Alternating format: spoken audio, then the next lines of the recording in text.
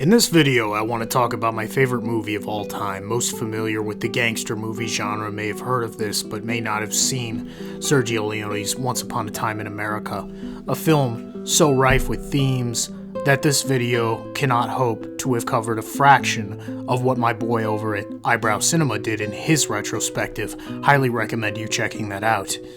I just have a few words to say about the picture. It's one of the most thematically dense works I've ever seen, which should be no surprise coming from Sergio Leone, one of the undisputed master cinematicians of the 20th century. Produced by Arnon Milchan, an Israeli spy and billionaire who is very well known in Hollywood. It stars, of course, Bobby De Niro as David Noodles Aronson, a shy but loyal kid from the streets of Brooklyn in the 1900s. However, the film begins in the 1960s when he is an old man coming out of hiding, set to uncover a mystery that has haunted him for 30 years. This gives the film an incredible sense of balance as it shifts through time periods without warning, as quick as a frisbee. The subject matter of this film is quite brutal, unsurprisingly, as it is a gangster film. But emotionally, it might be one of the most brutal films I've ever seen. Not in what it shows, necessarily, that is debatable, but in how it makes us feel. This is one of the most emotionally manipulative films I've ever seen, and I mean that in the best way possible. The dialogue by Stuart Kaminsky is simply incredible, punctuated by pregnant pauses from the actors. This film is not only patient in the sense that Japanese films are patient, but endlessly curious in the angles and breadth it gives a simple burial tomb when Noodles visits his old friends. De Niro and James Woods play the adult Noodles and Max, two friends who grew up graduating from petty crimes to full-on bootlegging during the Prohibition era. The hour-long childhood sequence near the beginning of the picture tells us all we need to know about the characters. The supporting cast is varied and dynamic, but never touching the central relationship of the film, the doomed relationship between Noodles and Max. Despite Trump Tard's ignorant dismissal of De Niro for his politics, and although much of his recent work has been lackluster, I will give the man massive props for his almost unprecedented run through 3 decades of cinema any actor would justifiably envy, even among his most famous peers. Perhaps the only actor who's come close to sustaining that star power is Jack Nicholson, who's probably a better actor than De Niro, but he's long since retired. James Woods gives perhaps a career-defining turn as Noodles' counterpoint Max, coldly magnetic, bombastic, needlessly ambitious, the ruthless foe to Noodles' more reserved, humble, and poetic protagonist. However, don't make the mistake of thinking that Noodles is a hero. He does things in this film that most would find morally repugnant, and the rape of his childhood love is downright pathetic, reeking of insecurity. This is no different from other acts of violence in the film. It is no celebration of masculinity, it is corruption at its finest.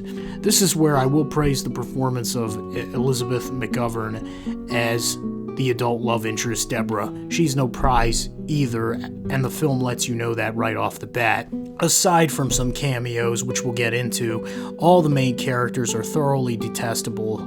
This adds to the poignancy and devastation of the events. However, this doesn't mean the movie lacks levity, grace, or charm. By the time we've reached adulthood, we are so entrenched in the lives of the characters that we celebrate when they celebrate. Their rise is entertaining and melancholic. Even in The Whorehouse with Tuesday Weld, when the 4 horsemen pull out their pricks for the hooker to examine, we see this as a male bonding moment that I cannot grasp on this level of intimacy. Perhaps it was more common back in the day, what do I know? Joe Pesci, Burt Young, and Danny Aiello round out the cast in cameos that are actually quite charming and funny in their own way. Really, the only marginally likable characters, which, as I said, gives this film moments of levity. Now let's talk about my favorite thing about Leone films in general, especially this one, the way he shoots things. From the upside-down elevator scene to the elaborate set piece in a feather factory, the production design is unlike anything before or since.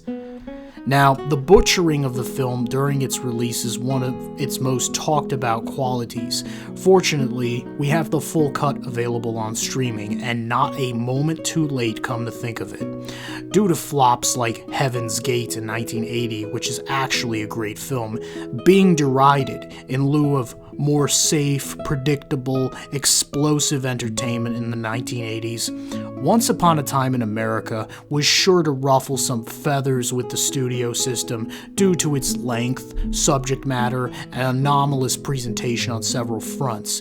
This is no excuse, of course, for the way in which it was handled, of which there seems to be no explanation but rather a reconciliation in recent years.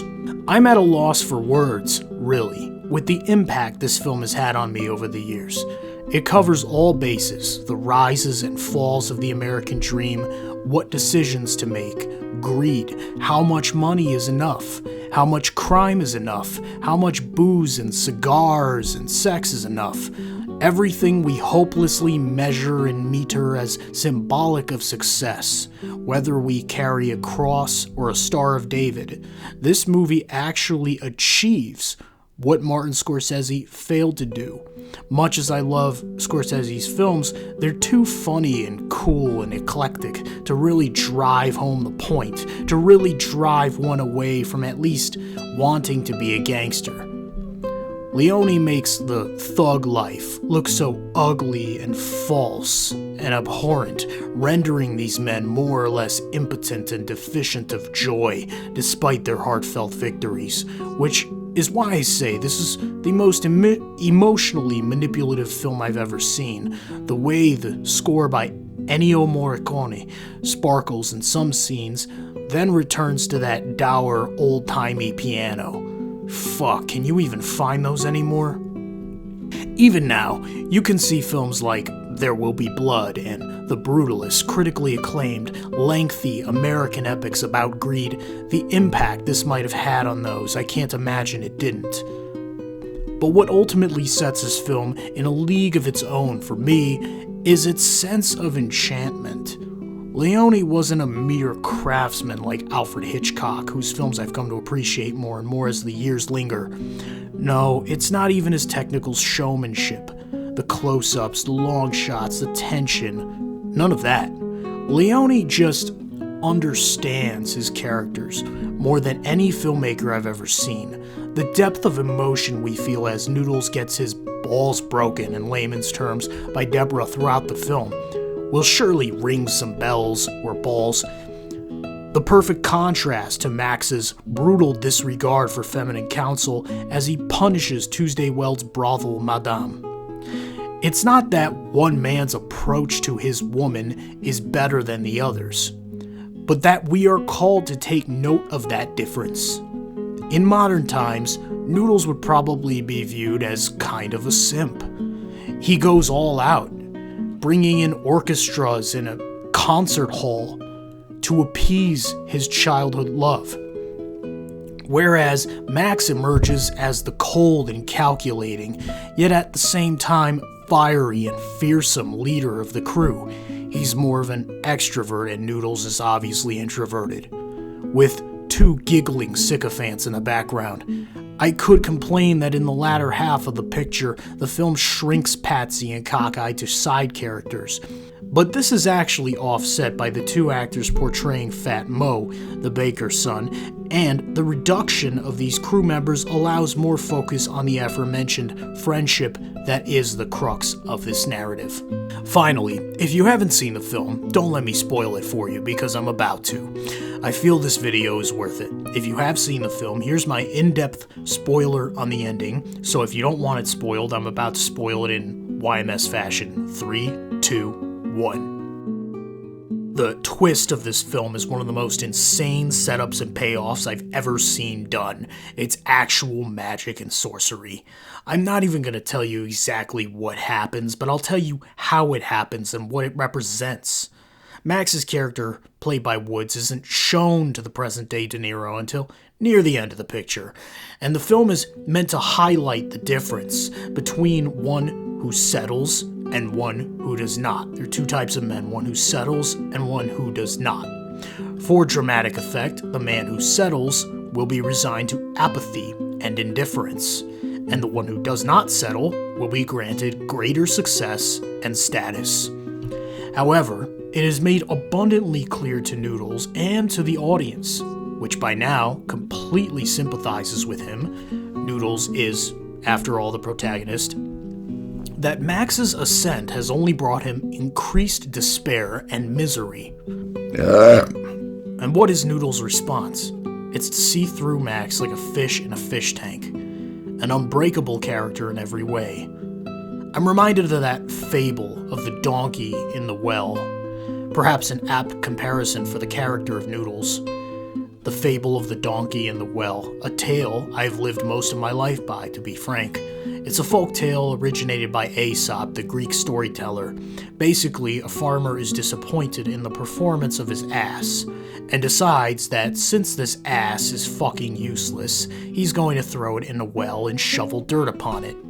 But instead of the donkey being covered up, he simply shakes it off, like Taylor Swift, and rises to the top. Obviously a stupid story, but it works. Noodles is what some might call dim-witted, or at best passive, when it comes to his fate. So, when confronted with a dubious offer from Max that most in his predicament would likely find appealing, he shakes it off. He doesn't even recognize his former friend. This plays into struggles that many young men, including myself, have had with securing their identity. It's not that we're weak or emasculated or don't have a clear sense of self, but in our experimentation in relation to society and finding a group to belong to, we have the tendency to get caught up in the details, and titles in particular. Titles mean absolutely nothing in the grand scheme of things, yet most men seem to rely on them in real-world scenarios. For example, if a policeman wasn't clearly wearing a police uniform and badge and had blinking lights on his car, you would assume he was some punk trying to rob you. There's very little difference between him and the average criminal, yet he's been conditioned to believe otherwise. The film ends just where it began, in a limbo of fantasy. For all the men's antics and theft, countless double crossings and despicable actions, all we're left with is an opium den, and a clear-cut image of the ghettos of the period. If this is my favorite film of all time, my second favorite would likely have to be something lighter, less grim. I haven't decided on that yet. Perhaps I'll make a video covering that. Until then, please, on my word, and the word of countless other critics, enjoy one of the greatest stories ever told on celluloid, Once Upon a Time in America. This is Jake Jones, and thank you.